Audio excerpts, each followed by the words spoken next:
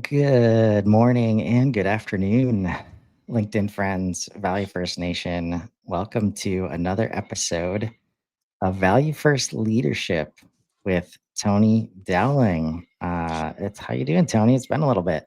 Yeah, it's been a while. We drift apart and come back together. We always come back together, but it's great to be back. And good afternoon. Yeah, it's we've got a couple of changes to the clock coming up, haven't we? So I'm not sure. I'm not sure where we are, other than you're one end of the day and I'm the other end of the day. Yeah, I But think it's we great to got be back. six or seven between us. Yeah, I look forward to AI just handling that. Um, Yeah. and I think we're getting close. I feel like Claude is not I'm not having to remind him of the date and like Oh, whatever recent update they've done where it's like checking chats all the time and checking context. Yeah, so I think we're almost there where it's like, just focus on being present and let the time and the logistics take care of yeah, themselves. absolutely. Right. Well, good to get back to this series with you. Um, where we had left it, and maybe I don't know if I realized this during this time with you, but I realized it helps to just kind of read through whatever principle we're talking about for the day, and then we'll dive in. But just as a refresher, since we stopped doing this in August, we had already gone through the first three principles or commitments of value first leadership. And number one was we will create conditions for value rather than controlling outcomes. Number two, we will distribute authority to where knowledge naturally exists. And number three, we will illuminate paths rather than dictate routes. And as I say this last one, and I'm going to read through number four here, Mm. sounds very similar. But the thing I love about the breakdown of this whole value first is that we're trying to address all the nuance that gets in the way. So it's going to be similar language in places, but when you look at it through a different lens, you can see how companies have been struggling with this. So, number four today is we will ask powerful questions rather than provide answers. We believe leadership's wisdom emerges through inquiry more than instruction. We commit to using questions that activate collective intelligence and enable discoveries that no single perspective could achieve alone. This means we will lead through curiosity rather than certainty and positioning ourselves as having all the answers. We will create space for exploration before rushing to solutions. We will use questions that expand thinking rather than narrow options. We will develop organizational capacity for critical thinking at all levels rather than concentrating analysis at the top.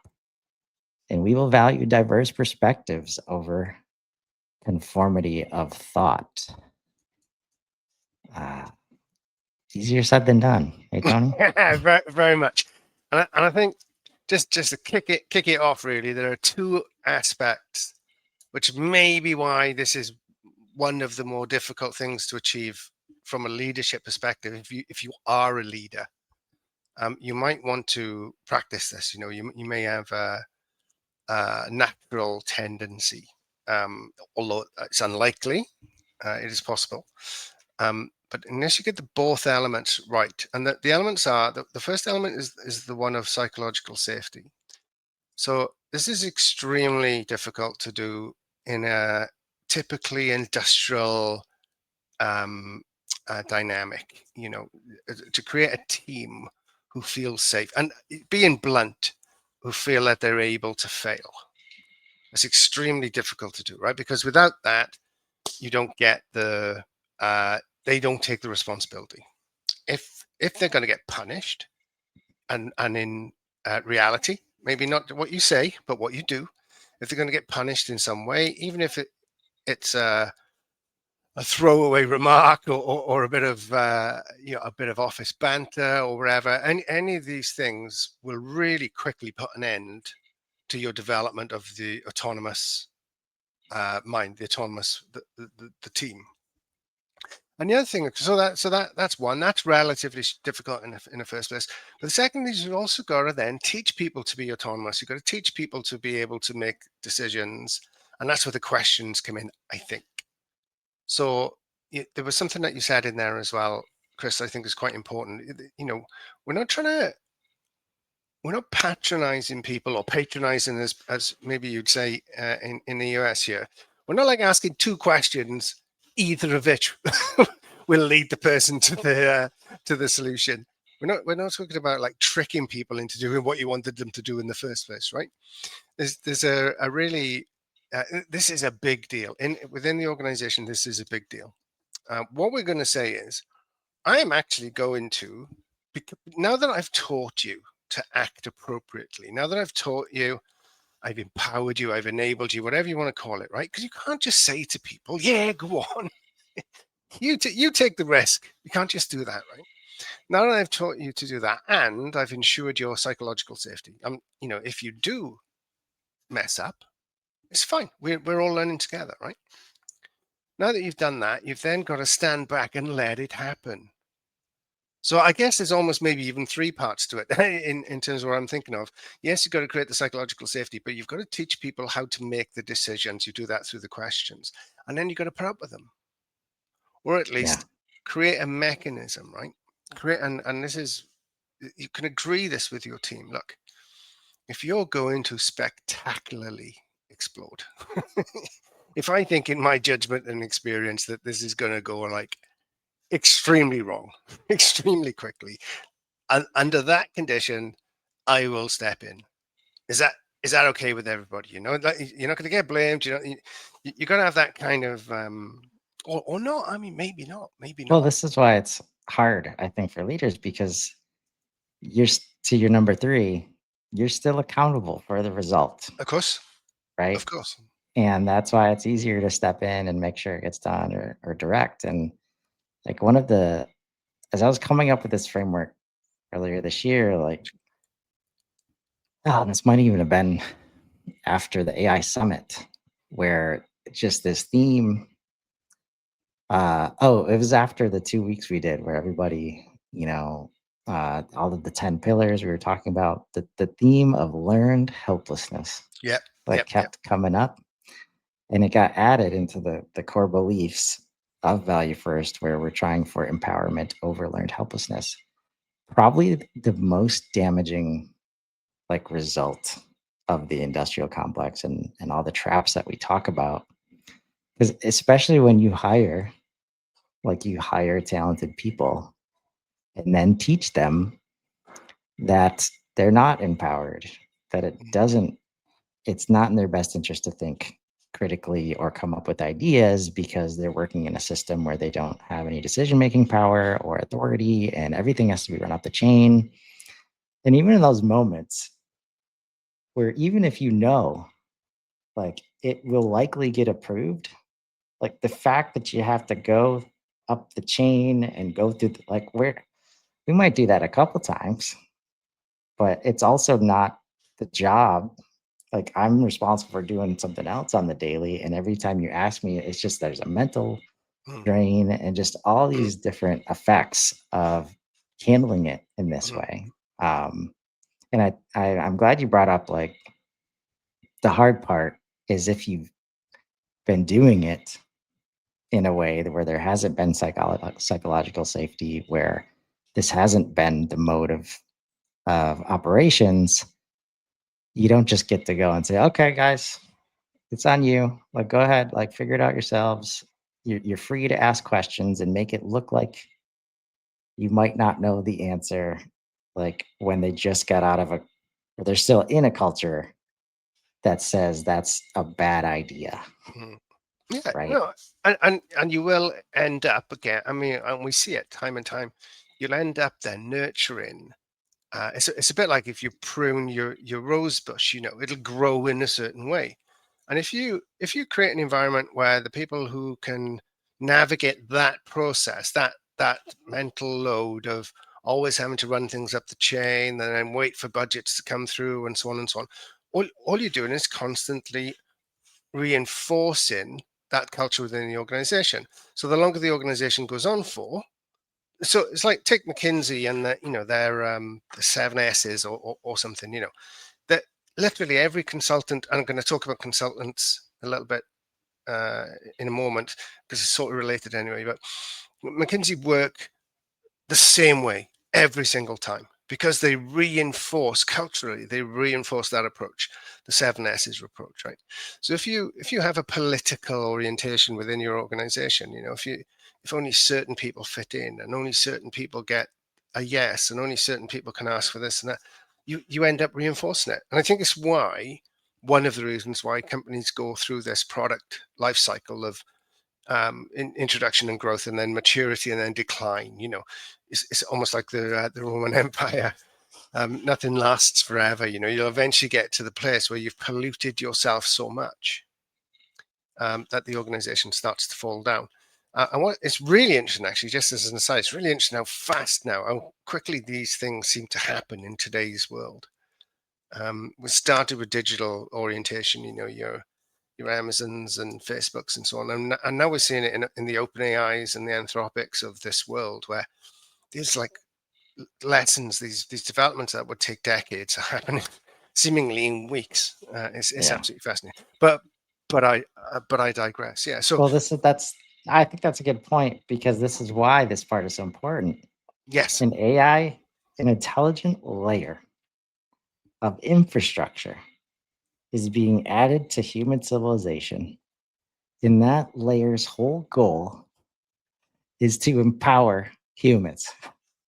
So we're bombarded with it. And if you've got people in an org locked away and you think you're going to protect them and continue the command and control, like it's not happening.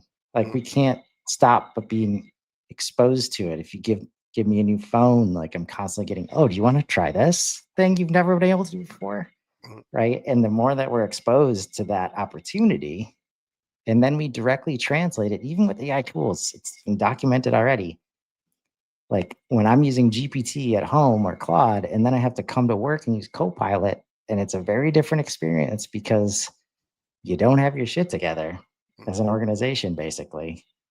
Like we're not going to continue signing up for a worse way of doing things, and it's a moment. And like if I could like uh try to give you a practical example of how like keep on seeing people right now talk about cleaning up their data, like in the CRM specifically.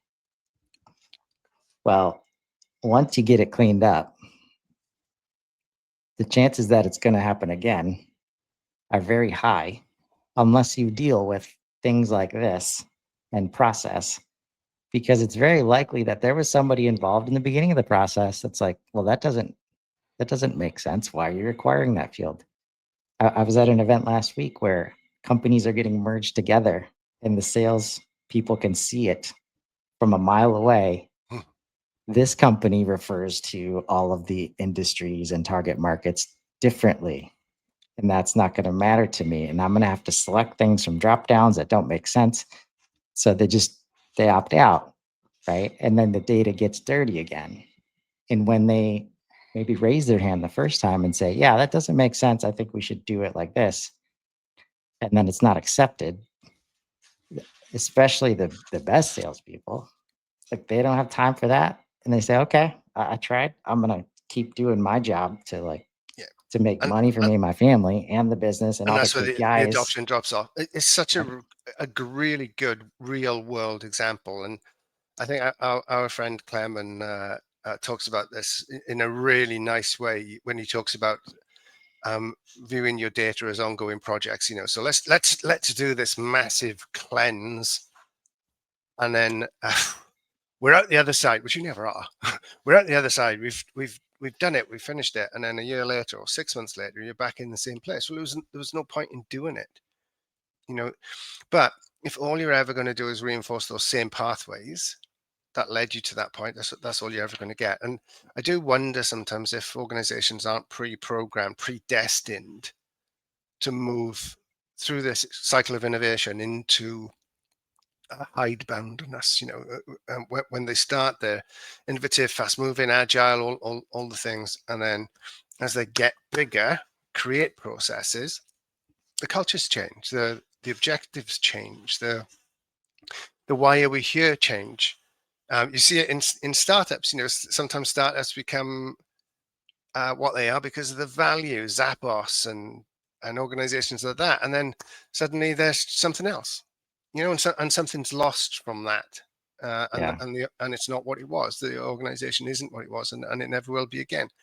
You might argue HubSpot, interestingly, since the extraordinarily impressive chief exec has come on in place of the founders, HubSpot has changed its personalities. Whatever Mhm. you may think of the various people, and it's going strength to strength, but it's changed. It's not the Yeah. organization it was before. So And you and could this argue. Sorry, go on. well, this might be a new talk track, man. Like what came to mind is like planned obsolescence Yeah, is built in to like industrial capitalism. Like, exactly. right. And what I've never connected that to is I always say like it's best to think of your product as the experience, right? And if that's the case, well, so it's the case in practice, whether or not you like decide and design for that is something else. But let's say you do, your people and your process are a big part of that. And if you are inherently planning obsolescence, like for the different seasonal changes or whatever, you're going to either have to reskill those resources or like replace and refresh. It's literally built into the product roadmap, 100%. 100%. right? So the only way to kick back up off the maturity curve, the cash cow, if you talk about Boston Consultancy Matrix, um, is to innovate again. And hidebound organizations, anybody who's worked really hard to create processes, to create consistent experience, to create products at a certain level, finds innovation extraordinarily difficult. Extraordinarily difficult. And there's I heard it. I don't know whether this is true or not, but a good friend of mine, Chris Dubois, you may know Chris, told me last week that there's a thing called Krulak's law. Have you come across this? So I'm always been fascinated by what the military know in terms of leadership and what businesses practice. It feels to me that the militaries of the world, for better or worse, again, know an awful lot more about leadership than businesses do.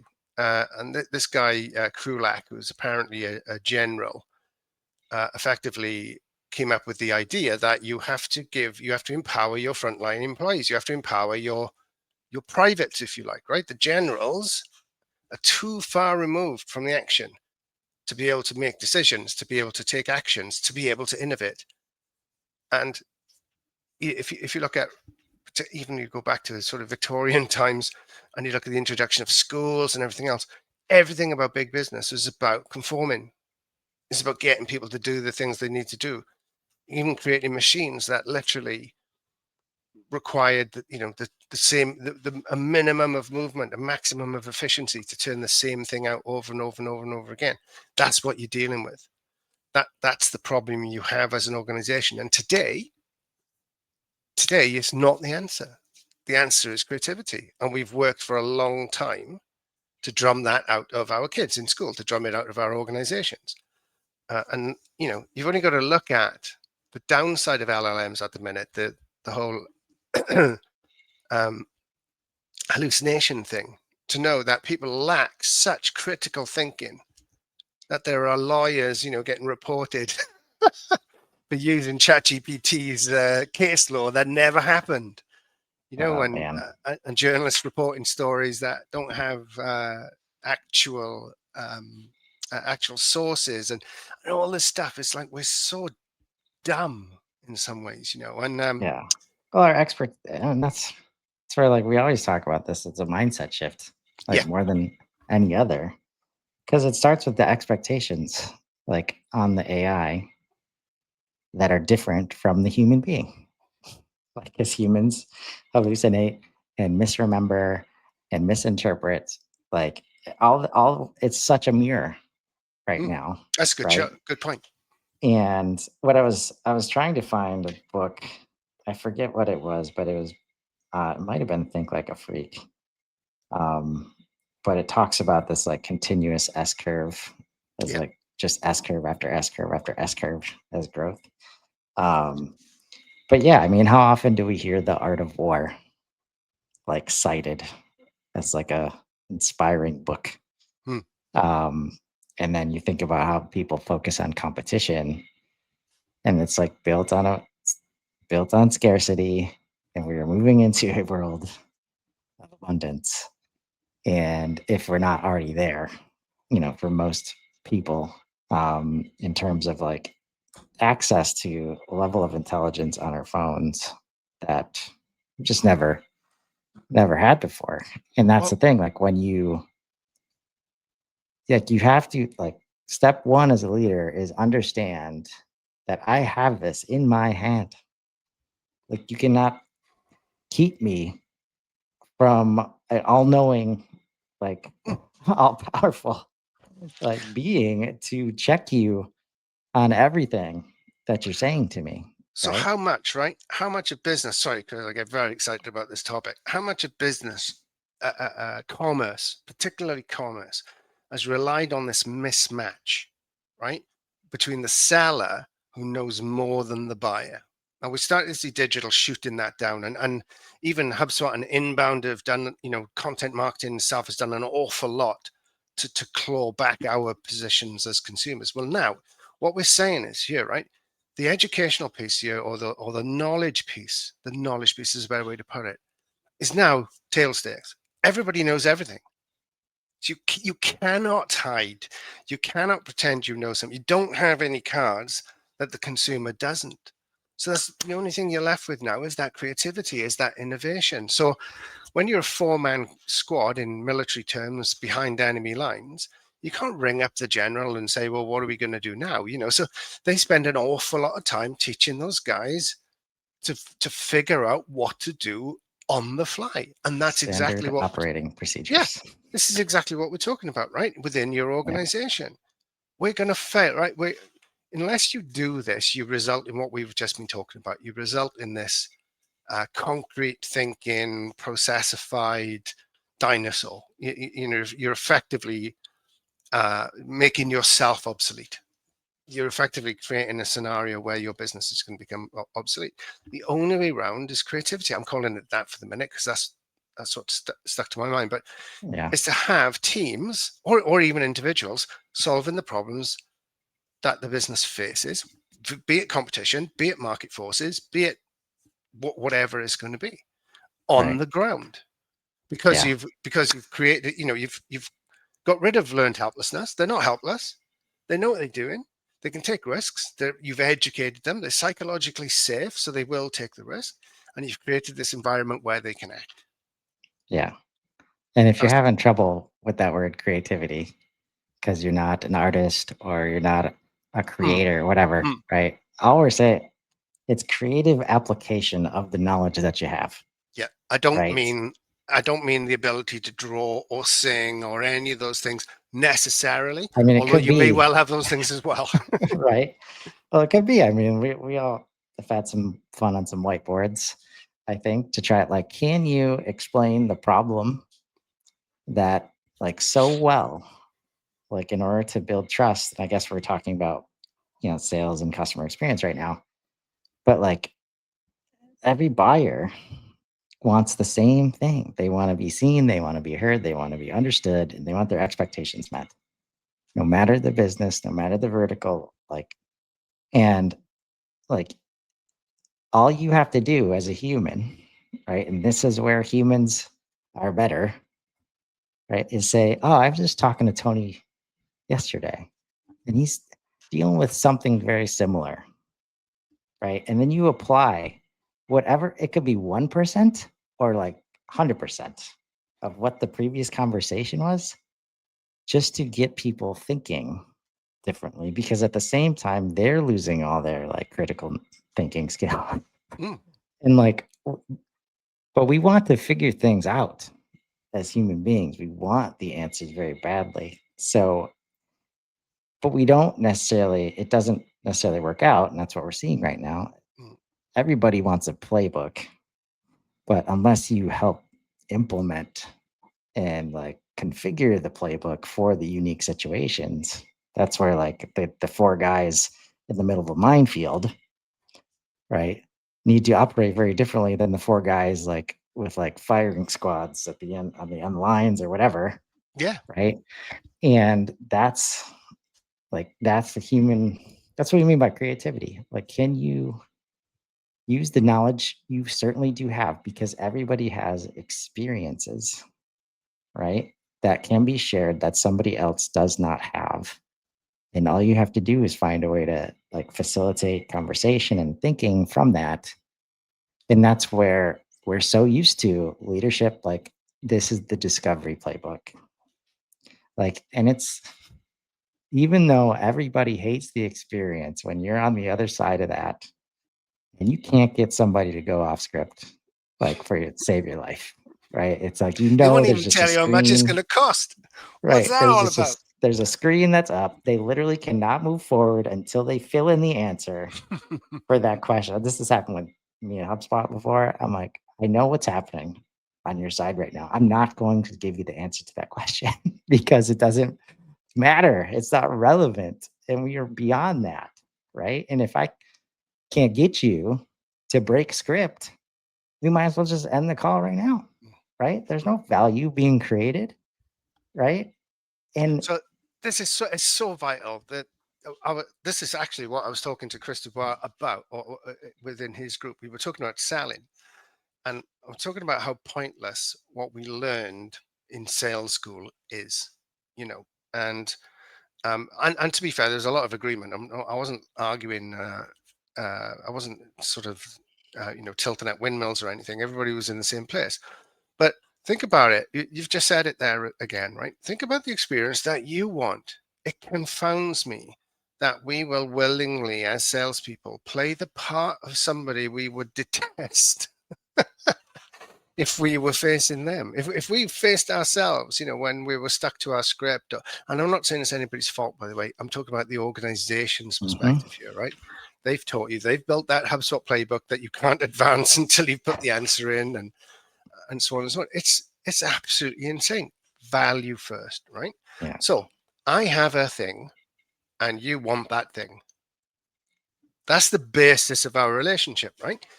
Clearly behooves me to provide you with that value and get what I want in return as quickly, as painlessly, and as easily as possible.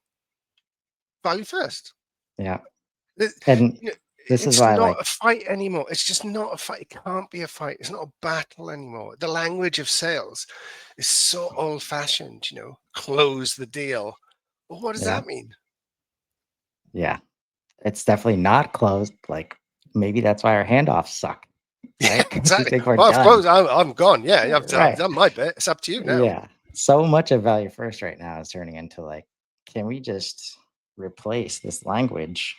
Because I'm at the point where, like, the only reason, like, humans are not naturally predisposed to treat people in this way. So, what has to happen in order for them to do that? They have to not see the person as a human on the other side, Now, right?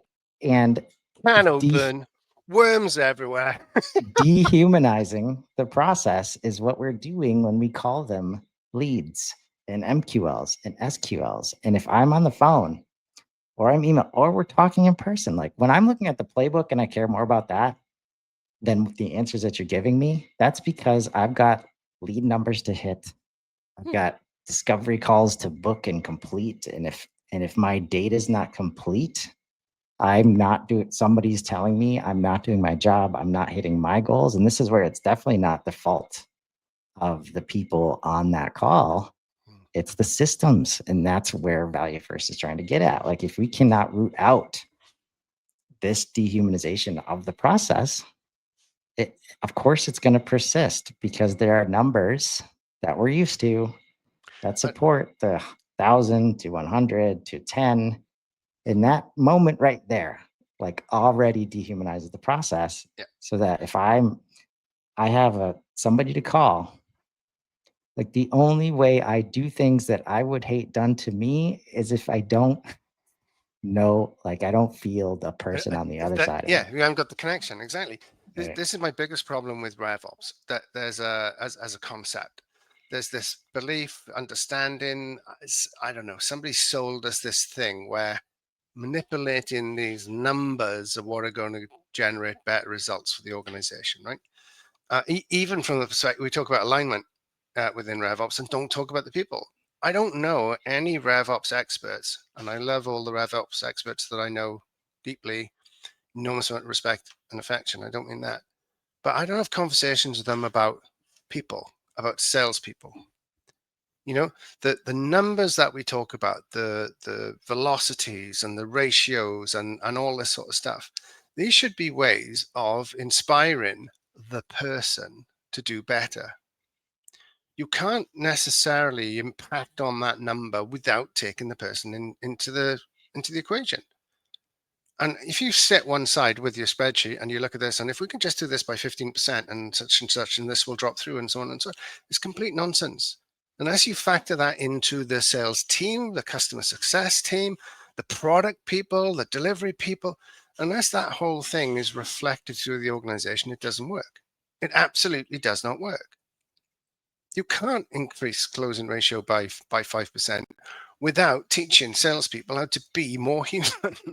Without Yeah. teaching salespeople how to be more creative, without teaching salespeople they can go off script, without Yeah. like Krulak's law says, okay, you're a salesperson in the wild, you're having a conversation with a human, make a decision. Is it the right thing for them? Is it the right thing for us? Cool, let's make it happen. You don't have to come back and fill out a report or ring or get permission or such and such. Let's do business, right? And I think I'm a bit older than you, Chris, but I think we were taught business when I first started in sales. We weren't taught playbooks. We were taught about like mutual benefit, and we were taught about negotiation, and we were taught about all these sorts of things. We have frameworks. I know what a sales process is. The sales process, think about this. The sales process comes second to the salesperson, not the other way around, right? Sales process is a consequence of the person. It's a consequence of the way your sales team act. Your sales team act and you're able to measure their impact. You don't put it together and then get them. You can't connect it back up the other way. You can't shake a salesperson with your sales process. The sales process is almost dumb Yeah. because it's a consequence of the activities that the salespeople undertake. The activities they take is a consequence of the culture. The activities they take is a consequence of their creativity. The activities that they take is a consequence of you teaching them through questioning where they can go, what they can do, what's right for them, what's right for the client.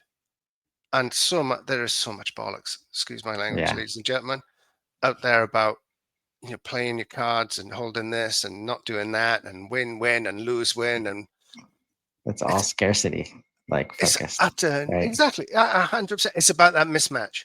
So I Yeah. can only sell when I have something. Even Donald Trump talks about this. I won't go any further than that. I'm not talking politics, but he talks about the cards that they have.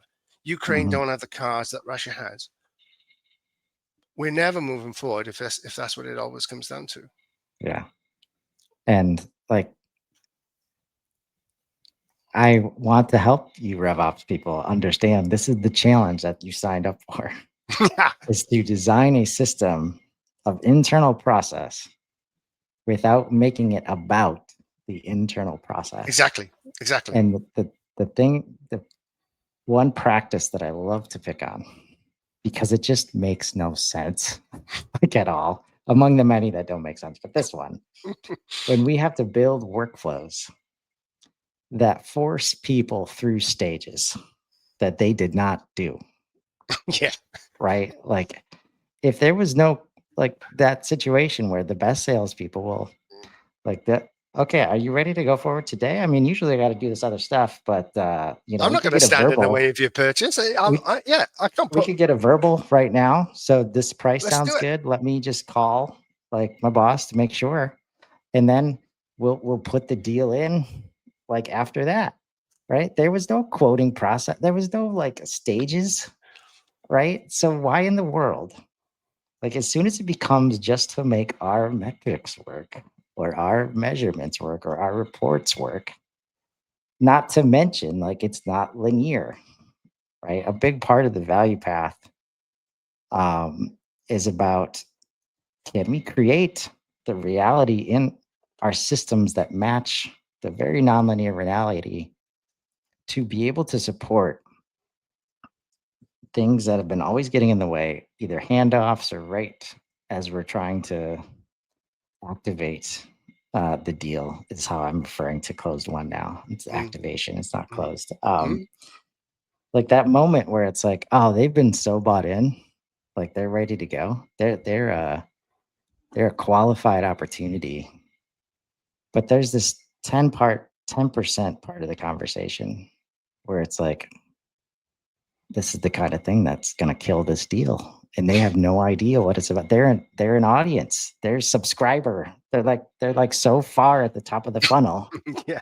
when it comes to that specific topic. And when you can't differentiate between those two, you're going to give them like, okay, so if it's at this point in the deal and we treat them as overall bought in and understanding, we're going to give them this super technical like white paper when they're seeing the topic for the first time and they need something from like top of funnel to start to really open up their eyes so that they can bring some other expert in to the conversation. And like when we try to apply these labels and stages again onto human beings that act, don't walk and talk in this way, like that's what, the best salespeople I know, they understand that.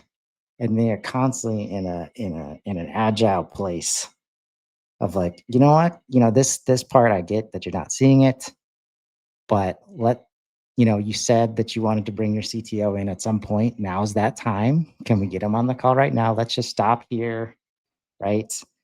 And how do you build that like contextual process into the system? That's the beauty of AI right now, in my opinion, Yeah. is it can help you do that, but you have to give it those guardrails, Yeah. right? So what we're doing, and that's such an eye opener. The way that you've put that across, we're trying to find neutrinos. You can't see them. They've no mass and no charge. So we can speculate that they exist, right? Or we're trying to find Neptune. We don't have the glass that allows us to see it yet, but we know from Kepler's laws that there's something there. That we expect there to be a thing there. So what we do, we create models. We create models, then we use those models to try and measure what's going on, to try and improve. But the problem with sales, particularly, is the models have taken over. It's exactly what you said. So if on the other hand we were able to genuinely observe what the people were doing and create models based off that observation, not off our predisposed ideas, not off what we thought was happening, not off what we think should happen, like that ridiculous thing about forcing somebody through all the deal phases so it doesn't mess your calculations up. If we were genuinely able, scientifically able to measure what goes on at like a macro level. You know, this is the other thing that we do with these statistics. We take one salesperson and their results, and then we think we know all there is to know about that salesperson or the product or the market or anything else. It's crazy. There's our repeatable process. Build it in, Yeah, folks. that it is. Right. Bang. It's so. It's a really good point, and the whole AI question. Not only then empowering the salesperson and the customer. We've both arrived at the table. We both know exactly everything that we need to know. Great. Let's have a sensible grown up adult conversation. But also in empowering the organization. So we can now look and say, actually, where we thought this thing was happening, we thought our salespeople were really good at closing. Turns out they were really good at helping. Well, who knew? So let's turn all our efforts to helping more, not Yes. not artificially trying to show, can you sign the Yeah. deal by the 28th? Right. Well, the only person that's going to help is you, clearly. Yeah. I'm more than Oh happy to man. help you. I'm more than happy to help you. Well, why should I sign it by the 28th? Oh, I look forward to that shift because that means you're using humans at the beginning of the process and using AI at the end, like, yes, which is yes. completely flipped from what people are thinking about it right now. It's been fun to get back together, man. Good to be back. I'm glad we picked this back up. So much of what we're talking about, like, starts and ends and moves through leadership. We've got to find a way to get through. I do think more and more waking up to what's going on. AI is making it very hard to ignore your process problems, your data problems, your human problems. And you don't get to solve it any way you feel like. That's the fun part of AI. Like, I think with SaaS and software, you could get very opinionated on the way you want to solve it and then find that specific solution, where AI is just going to be like, what? No. It's Yeah. like, no, like Yeah. MCP, we're doing it this way. This is the efficient way. It's the way that people like, right? I think behavioral analysis and the power of unstructured data being accessible is going to be just huge. So that's why we're going to be here each week moving forward. Finishing, these 7 principles. Next week, we'll be talking about, let's see here, removing barriers rather than adding pressure. The end of the month stuff, we got to cut that out, folks. Artificial barriers. We make Yes. them up. We Yes. create our own problems and then spend the rest of our lives dealing with them. Yeah. So until next time, next Monday at the same time, we hope everybody has a great week. Thanks so much, Tony. Yep. I'll see you then. Thanks, Chris.